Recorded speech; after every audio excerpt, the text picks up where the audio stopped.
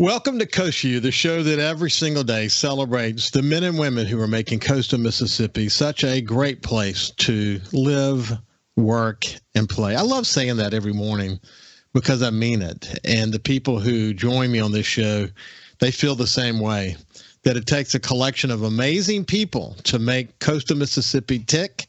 And I'm thrilled to be here every morning to share that with you. Hey, listen, I walked outside this morning. And Kyle, if you don't mind, you can grab that photo for the YouTube and Facebook and SuperTalk TV audience. But I'll tell you about it while we're waiting for him to post it. I walked outside this morning. I go on my pool deck each morning. I live on Biloxi's Back Bay, and it's just a gorgeous time of the year. There, you go outside, and there could be white pelicans or brown pelicans or ducks. Cormorant could be coming through doing what they do. They sort of come and go quickly. Canadian geese, otters. It's amazing. It's just a beautiful time of the year. But what's incredible about this time of year is the sunsets and sunrises are so beautiful. And I posted this photo this morning on the Ricky Matthews Coast Vue site. And I shared that, no filter, no adjustments to the photo. In fact, when I got up, and every now and then Ann will get up before I do. We went to bed late because of that terrible Saints game.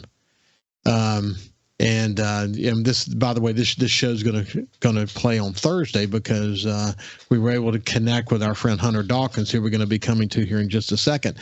But Ann got up and she immediately said to me, she said, "Look outside." And I looked, and man, it was just a gorgeous sunrise.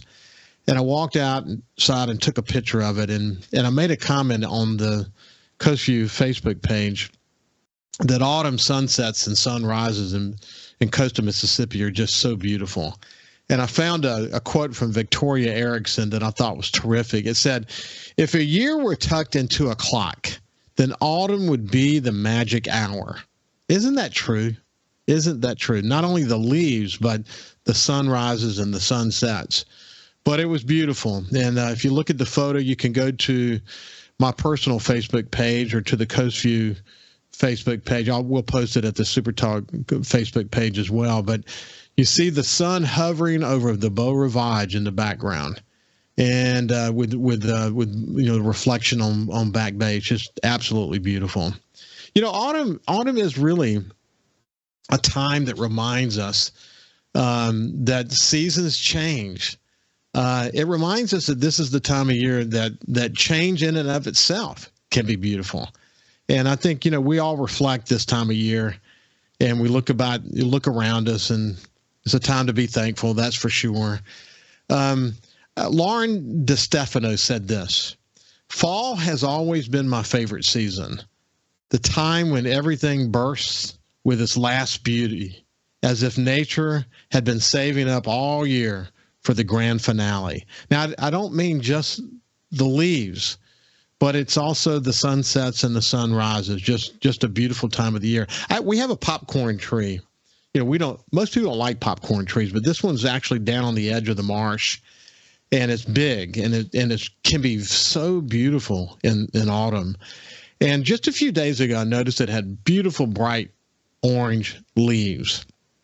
And then today I looked down there, and every single leaf was gone. I mean, it was like it went from green to bright orange to no leaves in just a few days. Albert Camus said this: "Autumn is a second spring when every leaf is a flower." That's so true, isn't it? And I noticed up in my place in the Mississippi Delta that not all the leaves are going even now. Here we are in early December, and some of the leaves are still on. You have this feeling of beautiful colors, etc. But it is really true. Emily Bronte said this: "Every leaf speaks bliss to me, fluttering from the autumn tree." Dodonsky: "I hope I can be the autumn leaf who looked at the sky and lived. And when it was time to leave, gracefully, it knew life was a gift." Gosh, that's a deep statement, but it's so true. And maybe, I hope that I can be like an autumn leaf when it's time for my days to be gone. That's why I think it's important to live in the moment. I could go on and go on. There's been so much written about the fall. I've got a couple of others that I think are powerful. You'll recognize the names. Henry David Thoreau said this: "I would rather sit on a pumpkin and have it all by myself than to be crowded on a velvet cushion." That says, that's a hell of a statement about this time of the year, isn't it? I just love the way Henry David Thoreau said that. George Eliot: "Delicious autumn, my very soul is wedded to it.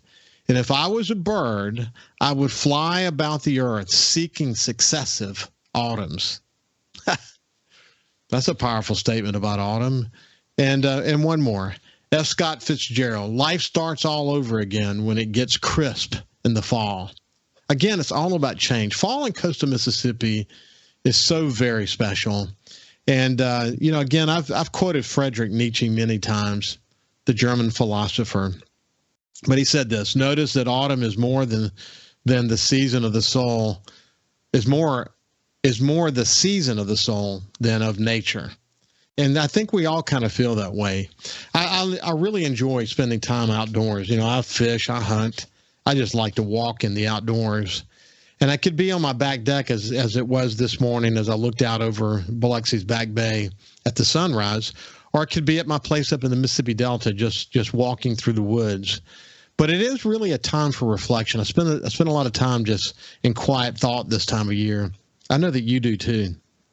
And one of the thoughts that I have as I reflect is how thankful I am to live in coastal Mississippi. I hope that you feel the same way too. I know you do. But this is a very, very special place. And this is the time of year when we can reflect about how wonderful it is to live in what so many of my friends call heaven on earth. This is the coastal Mississippi is really that kind of place. Listen, I've had a lot of shows recently focused on shopping local. And I recently actually posted sort of an accumulation of my thoughts about shopping local on the Ricky Matthews Coast Vue Facebook page. And I looked this morning, and there had been thousands of interactions with that post. I think it actually hit home with a lot of local merchants, and it was shared, and folks made comments and just interacted with it. It says what I know they feel deep in their souls, and that is that the essence of what I shared is about the power of spending our money locally. And here's the essence of what I shared. So I've talked to lots of guests about the value of shopping local, and it is a festive time of the year. It's important, and I wouldn't say it's just important, it's critical to local businesses. And as I've said so many times, people are going to buy from Amazon. That box is going to appear at the front door. That's just reality. But I ask people to take a minute and think about making a conscious effort to spend as much of their hard-earned money locally as they can. Because when we spend money locally, about 80 cents on a dollar stays local. I saw a quote recently when I was on social media. It was that #ShopLocal, and I've modified it slightly, but I think it's a powerful statement. And here's sort of my modification of the quote: "When you decide to shop local, you are casting a vote for the kind of coastal Mississippi you want to live in." I think what makes this place such an incredible collection of communities and that creates such a unique sense of place are the merchants and restaurateurs and artists and other entrepreneurs who burn the midnight oil and through their sleepless nights and work their fingers to the bone for us. Their passion and creativity create sort of a one-of-a-kind gift. Even at a restaurant, if you were to buy a gift certificate, that's a one-in-a-lifetime opportunity to eat somewhere really super special. They are the reasons. The local merchants are the reasons we call home this incredible place we call coastal Mississippi. It's one of the reasons why it's the top coastal communities in the U.S. So what I would ask you to do is go cast your vote, buy local, show local merchants why you believe strongly that we're all going to have a Merry Christmas. And the reason why we're going to have a Merry Christmas is because people are going to spend more of their hard-earned money locally. So that's kind of my message today. We're going to be joined in just a few minutes by Hunter Dawkins, who's the publisher and chief executive officer for the Gazebo Gazette. He is a good friend of the show. He spends a lot of time in doing local news across coastal Mississippi. He's covered the Saints. We're going to talk about the Saints. That game was just absolutely horrendous. I've never been so let down because I really thought they were going to win the game against Tampa Bay and go on a bit of a run because they had all the pieces together. But I think we've got a serious problem on that team, a leadership problem, a coaching problem. And we'll see what Hunter has to say about that as well. But when we come back and for the second segment, Hunter Dawkins from the Gazebo Gazette will be joining me. We'll see you after this break. Welcome back to Coast Vue. I really enjoyed sharing sort of that autumn reflection. What a beautiful time of year it is in coastal Mississippi. Incidentally, I'm sitting here in my studio at my house, and the view that I see, I can see Hunter Dawkins from the Gazebo Gazette that we're going to bring in just a second. And I can see my buddy Kyle Curley, the producer of the show. And I'm reminded that Kyle and I have done over 800 conversations together. He has been such a steadfast supporter and aid to me in this show. I can't tell you how glad I am to have Kyle every day. You can set your watch by Kyle Curley. He's been a terrific partner for me, and I appreciate you, my buddy. Hunter, come on in. Let's bring you into the conversation. Yes. How you doing this morning? Well, as I told you before, that getting out of the hospital on Saturday, I'm doing okay. I'm just trying to pick myself back up and put it back on the plate because, as you know, Ricky, it doesn't matter what happens to me. The paper has to be out. So, Well, Hunter explained to me before we went to the show that he had a bit of flu, chest cold symptoms, and it really kind of wore him down. Good news is he's on some medications now that hopefully will help him get on the other side. But what's interesting about being the publisher of a small newspaper is, man, the clock doesn't stop running. You gotta run fast, and it makes it hard when you're not feeling well, doesn't it? That's the truth. And, getting out there and, having to send some messages this weekend about me missing a bunch of events because, as you'll talk about, there was a coast-wide shopping events, local businesses, Christmas events all happening this weekend. And I had to kind of let the community know that I wouldn't be at all of them. So, yeah. Yeah. Well, I'm glad that you're on the mend. It's just great to have you join us this morning. But, autumn is a special time of the year in coastal Mississippi, isn't it? Yes, sir. It's there's not only is there more events happening, but it's kind of a breath of fresh air, as I guess to speak, because it's not so much the end of the hurricane season, but it's the rebuilding of replenishing your life, I guess. So, as I shared from Albert Camus, autumn is a second spring when every leaf is a flower, and slowly but surely, obviously, we're losing all the flowers.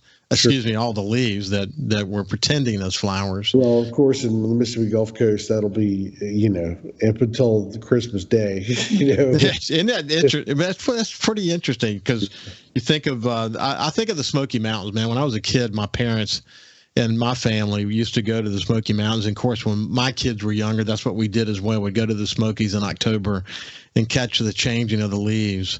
But the further south you get, the later it happens. And as I mentioned, I was up at my place in the Delta, and there's still some yellow and orange out there. Still actually a lot of leaves on the trees.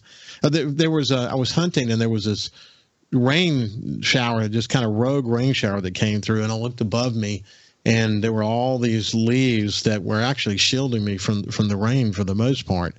But in December, it's amazing to say that December we're still facing that, but it is a beautiful time to be in coastal Mississippi, isn't it? Yes, sir. Absolutely. So what were you thinking as I was sharing sort of this, these different quotes and the photo of what I observed this morning on Biloxi's Back Bay? What were you thinking? Well, I liked how a lot of the quotes of poets and of philosophers that I studied in college, your Ralph Emerson, your Nietzsche, your Camus, a lot of those individuals, we went over readings, and it's more of the whole idea of a prologue style that you were given, and I really like that about your show, and I really think that that's something that we need to bring back. We need to start having a lot of shows where we reflect on what's the time of the year, the essence of humanity more than anything else. So I love the way you said that. What I believe, having come from media, and I'll do diversions from time to time, like my conversation with Pulitzer Prize winning writer Asher that I had on just in the last few days. The thing about it is that there's so much noise out there. I don't want to be part of that noise. I don't want Coast Vue to be part of the noise. I want to be, if anything, for Coast Vue to sort of be a diversion from the noise and to be able to give a positive message. I want people to get a positive message, while at the same time looking deep inside some of the leaders that are making a difference in coastal Mississippi, and learning from them. I mean, learning from their own stories of success, learning from their commitment to the community, learning from the way they went about setting goals in their lives and how they proceeded. There's a lot to get from this. And not long ago, I went back and looked at something I wrote when I was trying to decide if I wanted to actually start Coast Vue. And I wrote these series of, if I'm successful, this is what I will have done. And I listed several things. And after I read that, I thought to myself, I think I've at least begun to scratch the surface on a lot of those goals. And the feedback that I'm getting, I looked this morning. I did a post just recently, and over 12,000 people on just Facebook engaged with it. And that's telling me people are paying more attention to what we're doing. And I've never really wanted this show to be about me. I want it to be about my guests. I want it to be about learning from them and letting me sort of use my experience and wisdom to lead a conversation that takes us to a place where people can say of my guests, wow, they're making a difference. I want to do more like what they do. And that's kind of the goal of the show. And, I read a lot, so I do share, things like quotes, for example, pretty regularly, because I think it's people, they want a dose of positiveness, and I hope that Coast Vue is at least partially accomplishing that goal. Well, and Ricky, I'll tell you, and I know this is going to be kind of a crazy analogy that I'm making to you. And I, of course, you and I both would have to go a lot of different steps to be at this level. But, when I listen to Dan Patrick in the morning, he's very similar in the way he presents something first on his sports talk radio show, and he brings on guests, and it's never about, him, but he always, his whole ability to bring the guests on the show, it becomes about him, because it becomes about where, all the other media on Dan Patrick's show, this happened and yada, yada, even though it's not necessarily, he doesn't try to make it about himself either. So, yeah. I hope, here's what I do. This is what I remember so well, Hunter, that when I retired in 2016 and was, I was ready to be retired. When I gave a 2-year notice and took 2 years and 6 months to pull it off. But the reality is, when I left, I was ready to take a deep breath. And so for literally 4 years, I just kind of enjoyed life, enjoyed my grandkids, and led a pretty simple life, to be quite honest with you. And I needed to, really focused on my health. I've always been focused on my health, but, coming out of a very stressful world, I really focused on my health. I knew. And when I started to do this show, it reminded me, first of all, what I had learned as a publisher and as, being in the media business for so long, and the work that we did after Katrina and working with Haley Barber on the recovery effort and all the things that we've been a part of in my career. I forgot how much I enjoyed connecting, And what's interesting is we all have that information. We all have that wisdom and experience sort of stored away somewhere. It's just after I retired, I kind of set all the file names aside and said, I don't want to remember any of that. And then when I started to do the show, it started to come back again, and the recall was back again, and it was there again. And I'm able to pull from all that experience in my conversations. And it has really I feel like it's made a difference, and it's helped me guide the conversations in places that, the average sort of radio guy might not be able to do that. And I hope that it's making a difference. I really do. Kyle, we're getting to the end of this segment. Yeah. Okay, good. When we come back, we'll continue our conversation with Hunter Dawkins. I want to see what's in the news in his world. We'll talk about the Saints, but I really want to zero in on Shop Local for a second. We'll see you after this. Welcome back to Coast Vue. I have my friend Hunter Dawkins, who's the publisher and CEO of the Gazebo Gazette. It's located in Pasquo, but he covers news from all across coastal Mississippi.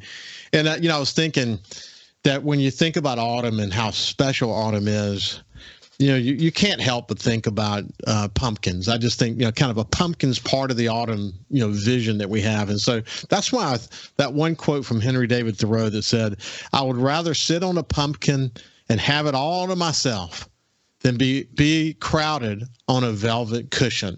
I just think that's what a thoughtful quote that is. And I tend to agree with him. This is a great time to go sit on the pumpkin somewhere by yourself and reflect about why coastal Mississippi is so special.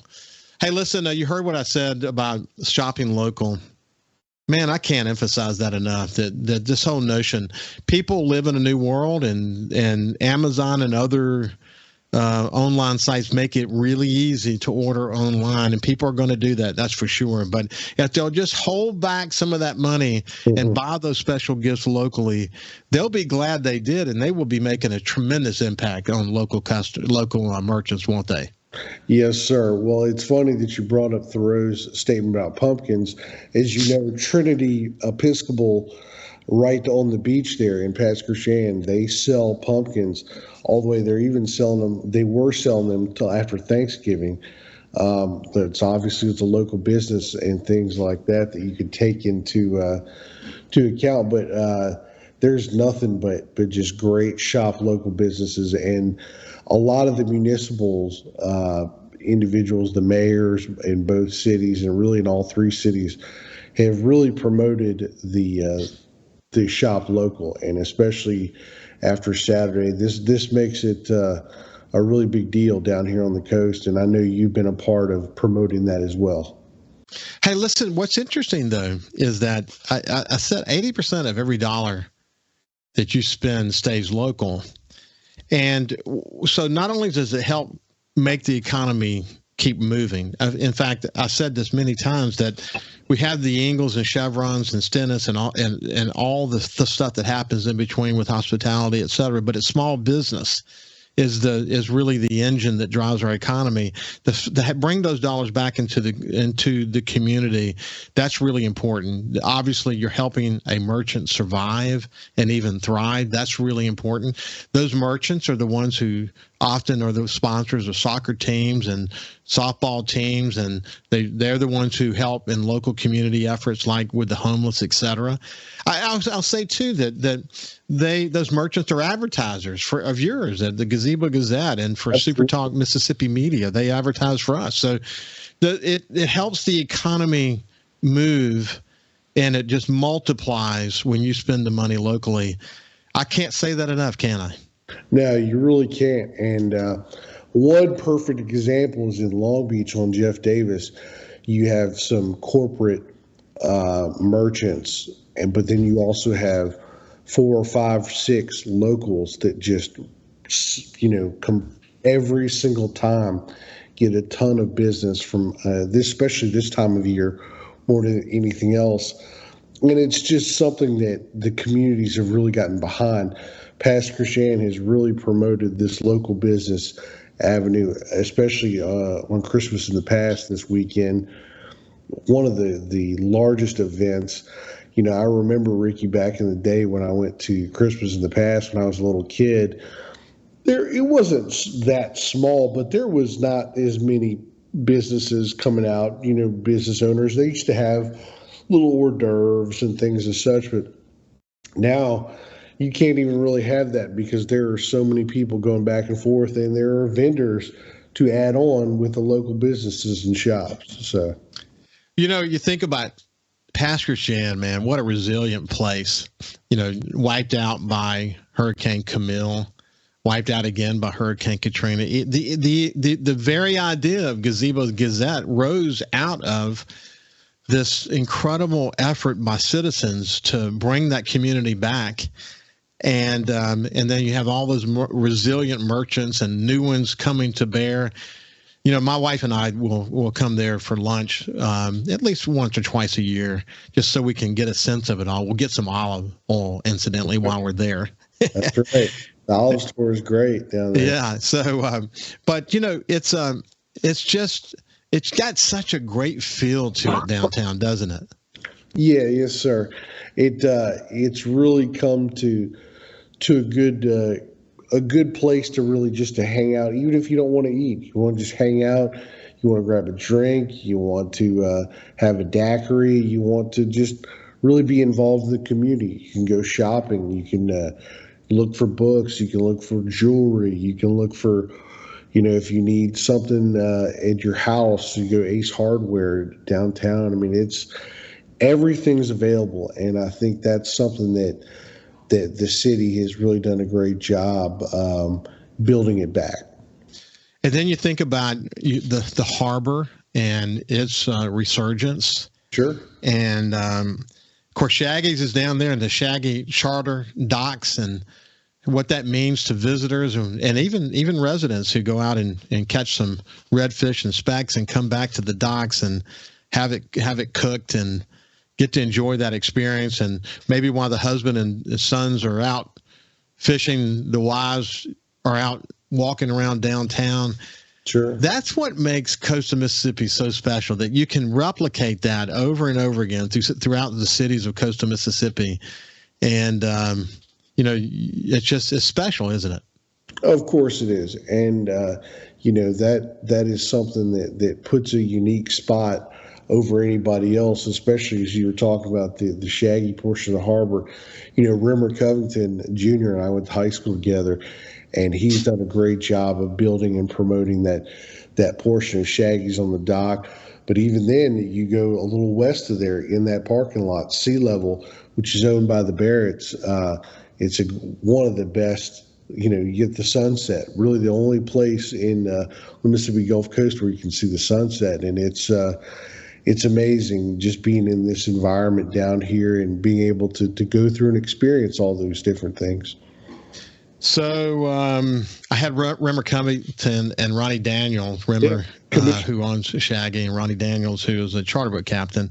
They're the ones who sort of collaborated this idea around the charter docks, and it's cool hearing sort of the evolution of both of their careers, and then how they ultimately came to know each other, and how Rimmer, because of his experience as a fisherman off the mouth of the Mississippi River, and the partners that he developed along the way, how he learned, and of course the oil spill and what that did to change his sort of outlook on things. And he was very innovative and came to be a big thinker. Sure. And so that when he and Ronnie came together, he took this idea that Ronnie had and took it to a whole new level. But it's just cool to see those kind of things. I mean, we see this all over and over again all across coastal Mississippi. Well, and it helped, Ricky, that Commissioner Daniels, as I always call Ronnie Commissioner Daniels, because he's the head of the advisory committee, what used to be MDMR, but they, of course, the legislature changed it to an advisory role. But he still has quite a bit of following, not only in the coast, but throughout the state and throughout the Southeast. And those two collaborating, getting together, it really helps build not only Pass Christian, but the coast. And they've really brought in a lot more for the seafood market, as there are only really two seafood markets in Harrison County, and pretty much on the coast of the Pass Christian and Biloxi. So yeah. So interesting. Hey, incidentally, my wife Ann and I Anna's from Biloxi. She's a Bahanovich. We were engaged at the Blue Rose There you in go. Pasquarsham. Historic Yeah. Blue Rose. It's making. They're coming back with a brunch every weekend Yeah. now, Sunday. So I love to see that. It's been through so many iterations over the years. and there's some ghosts in there still too. So Wow, there you go. There you go. But it will always have a special place in Anne in my heart. That is for sure. One of the smartest things I ever did in my life was to ask Anne Bahanovich to marry me. And I look back on it, and gosh, what a great relationship. What a wonderful wife, and what a great family she helped me make. So that's, I would say, my proudest accomplishment is my marriage and my family. So there's no third, not even close to those two things. That is for sure. Hey, listen, we're going to talk about the Saints coming up here in just a second, but before we shift gears, make one final sort of push on your take on why it's important for people to shop local. well, and I don't know how to cut it short, but it's not so much about the money and the taxes that you're saving and this, that, and everything else. It's more about you're going to get a relationship when you go. And we're such a society nowadays that we're kind of not pretty much, we're following things on Amazon, following things on social media. Whatever happened to developing relationships with people and going in, seeing that's really what's the most helpful thing in my mind is people, kids, adults, and things as such, going in and building relationships with people. And by the way, John Ray from Gulf Coast Furniture and Office Supply, when he joined me, he and Jamie Bates joined me to talk about their homeless community efforts. When the topic of Amazon came up, he said, initially Amazon was better pricing, et cetera, but over the years, they've layered so many fees on top of it that they're not as competitive as they used to be. And so John says, and this is true of any merchant, before you just decide that the better pricing is at Amazon, you need to check with local merchants. Oftentimes they can beat those Amazon prices. They're not as cheap as like they used to be. And I think that's a really important point. Hey, for the final segment, Hunter Dawkins and I are going to whine a little bit about this tragic Saints season. We'll see you after this. Welcome back to Coast Vue. I'm my friend Hunter Dawkins, who's the CEO and the publisher of the Gazebo Gazette. And they're located in Pasquarsham, but they do work way beyond Pasquarsham. And I think no one is, no one is better suited to talk about the power of local merchants than Hunter, because his lifeblood for his newspaper is local merchants.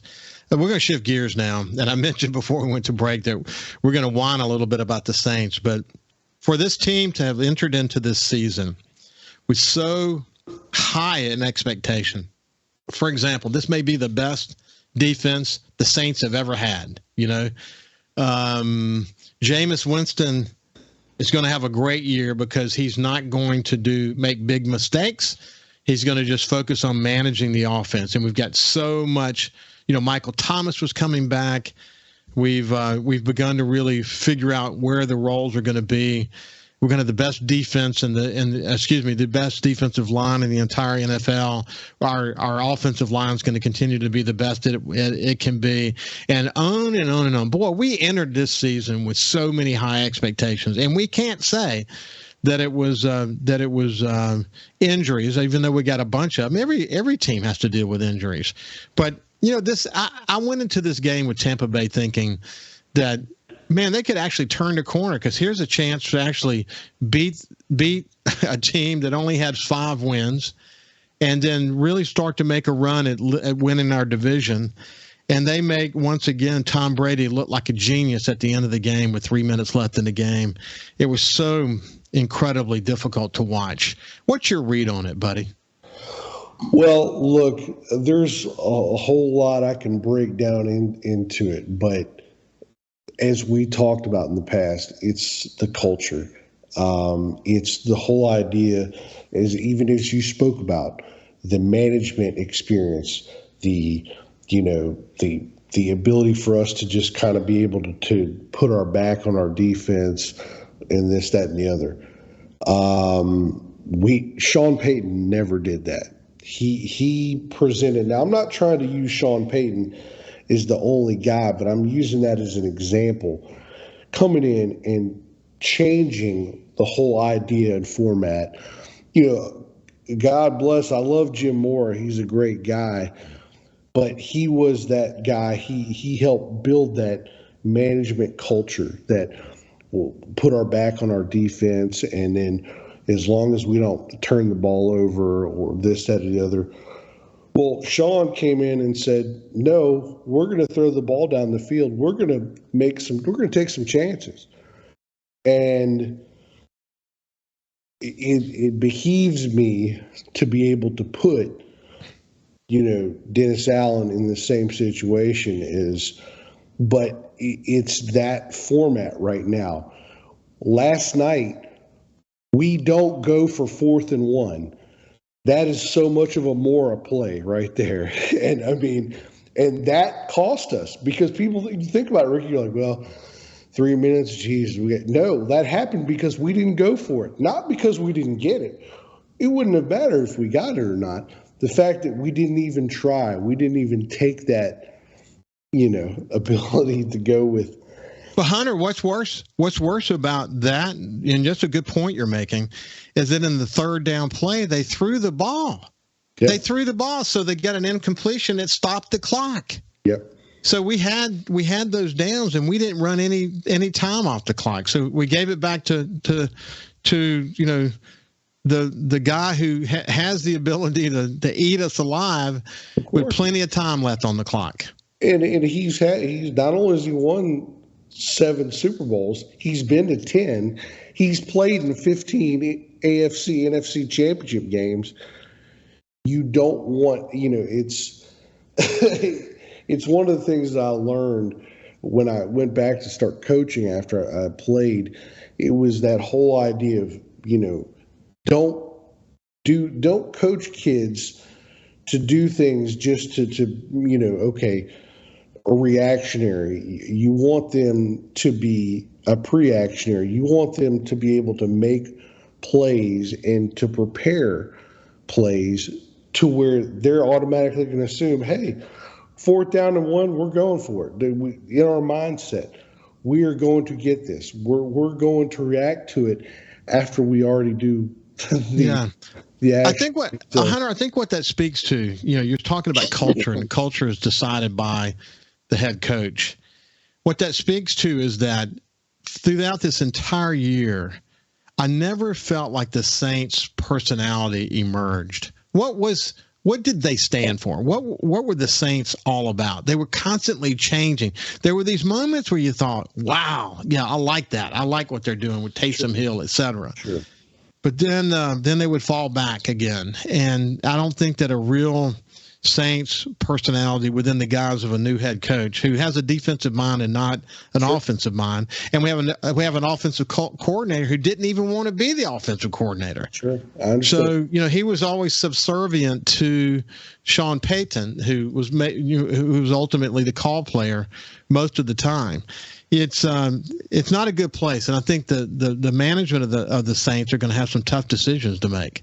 Of course, Ricky, and the fact is, the very first, I might have told you this a few weeks ago, but the very first interview I had with Dennis, I said, okay, you guys focused on this during the first preseason game. Why is it that you did that? Well, Hunter, it's the process. We just have to go through the process. The process is, you're seeing this, we're just going through the process. We're just going, the process, Ricky, is we've lost 6 or 7 games by less than a touchdown. And of this year, the only game we got beat by more than 10 points was against Baltimore on Monday night. We're 4-9. I mean, I know. Where was the process not working at that point? Yeah, there's gonna be a lot of soul searching. It reminds me of the old days when the Saints were not winning very often, and Cal made a quick adjustment for us. How we doing on time, Cal? We're good. About 30 seconds. Okay, very good. I appreciate it. See, there's Kyle. He's got our back. But Hunter, it's been great to catch up with you, my friend. It'd be interesting to continue the conversations about the Saints. And next time we visit, we'll talk a little bit more about the news of the small towns of coastal Mississippi that you're so sort of clued into. But it's been a pleasure. I hope you feel better. Ricky, Kyle, thank y'all very much. I always appreciate you guys. I appreciate you guys. Thank y'all. It's been a pleasure. You bet. So have a great day, and we will see you tomorrow.